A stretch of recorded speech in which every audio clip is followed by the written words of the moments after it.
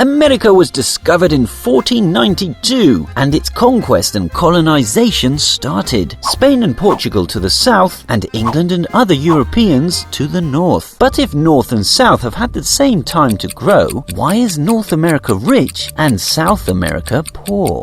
Know before you go!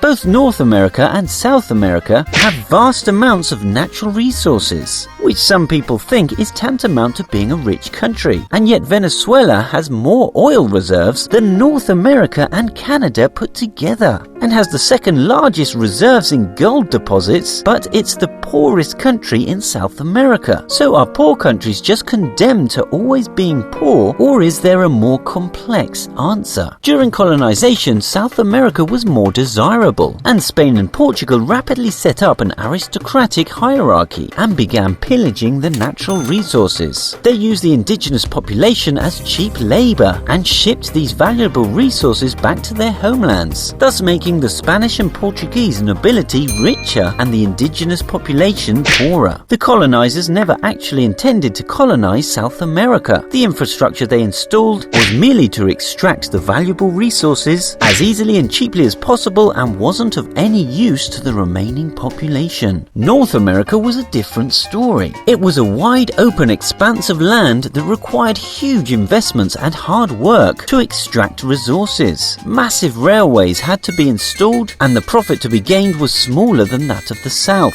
This, however, meant that the rich nobility had no interest in it, and so hard-working lower classes went there to make their living. These entrepreneurs were rewarded in time, and more entrepreneurs came to make their living too. They set up solid infrastructure and a culture where hard work is rewarded. So the reason North America is rich and South America is poor is simple and translates to almost every other country too. If your country's government facilitates and encourages entrepreneurs, ingenuity and hard work, the country prospers. If the government makes these things hard with taxes, bureaucracy or corruption, your country will not.